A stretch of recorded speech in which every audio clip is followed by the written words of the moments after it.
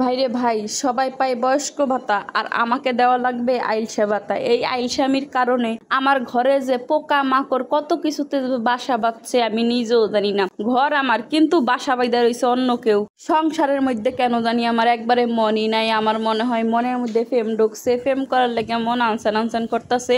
আমার ঘরের কোনো কাজের দিকে খেয়াল নেই, রান্তাছি বাড়তাছি খাইতাছি আর থাল ধুইতাছি।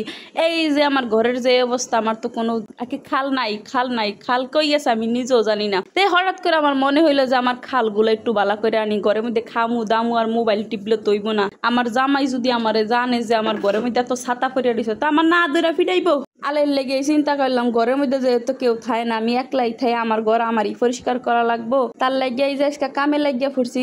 সকালবেলা ঘুম থেকে উঠতে আগে টেবিলটা আমি মুচ্ছা লইছি। আমার এত শখের টেবিল, বিশ্বাস করেন না, এত শখের টেবিলটা আমার ময়লা হয়ে ফরিয়া রয়েছে। কিন্তু টেবিলে ভাত খাই না, জিনিসপাতি থুইয়া এককালে অন্ধকার করে লাই। তা টেবিলটা মুছার পরে আমার মনে হইল না রে, আমার মেশিনটাও মুচ্ছা লাই। আমার মেশিনটার কি অবস্থা হয়ে রয়েছে, মেশিনটার মধ্যে ছাতা ফরিয়া গেছে এককালে। এই দেখেন কি অবস্থা, মাকড়সার বাসা বুসা ময়লা দয়লা, মনে হয় 3 বছর জিনিসের রাত দিই না। কিন্তু কি করার আছে আর, ওই যে আমার আইলসামান সারাদিন খাই আর ঘুমাই আর মোবাইলটা বয়ে বয়ে টিভি। এই দেখেন এদিকে আবার এই মেশিনটা ফাঁকনামি করবার যায় উড়াই, এই যে একবার ঝামেলা বাজাই লাইছি। এই ঠেলা ঠেলি করে আমি আবার এই যে মেশিনটা সরাই নিচে, আবার এই যে বস্তা বিছিয়ে দিয়ে মেশিনটা একলাই আঙ্গায় নিছি। ভাই আমার শক্তি মুক্তি আবার বেশি হয়ে গেছে। এখন আমি একলাই মেশিন আঙ্গায় আমি সরাইবার পারি, আগে মেশিন সরাইতাম না। কিন্তু আমি এখন মনে করেন একলা পারি। জামাইরে দেখলে আবার একলা কোনো কামই পারি না। জামাইরে নিয়ে এই কাম করতে মন চায় আমার, কেন জানি একা কোনো কাম পারি না। এই মেশিনটা নিয়ে যায় কত কাহিনী। এই মেশিনটা দিয়ে আমি লাখ টাকা কামাই লাই। জামাই আমার চাকরি করে, আমি কি লেগা বাচ্চা কাচ্চা রাখা ঘরে একটা মেশিন চালামু। ভাই বাহির থেকে 2-1 কামাই তো মেশিনে একটু সিলাই মিলাই দিতাম, তাই কেউ সোহে সহ্য হয় না। আমার ঘরের ভাত খায় আমার ঘরে আমি বয়ে মেশিন চালামু, তাই বলে মানুষের চোহের মধ্যে একটা ঠুসা ভরে।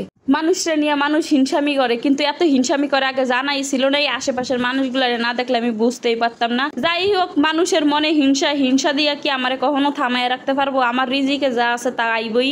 মানুষের হিংসামিতে আমার কিচ্ছু আসে যায় না। তা যাই হোক, এখানে মাঝখান দিয়ে মনে করেন ফ্রিজ শখের আমার বক্স মক্স সব আমি মুচ্চা এই জায়গায় আইসি মনে করেন থাল খুঁজবার।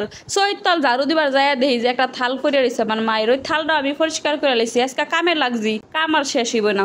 কামটা শেষ করে আমি আইসি এখানে একটু পেয়ারা বানান খাইতে। রাত্রে তো আবার ভাতও খাওয়ানো লাগবো। দুপুরকালে পেয়ারা মাখা খাইছি, রোদের মধ্যে তো কত কি খাইতে মন চায়, কিন্তু এখন আর খাইতে পারি না, মুখে রুচি কমে গেছে।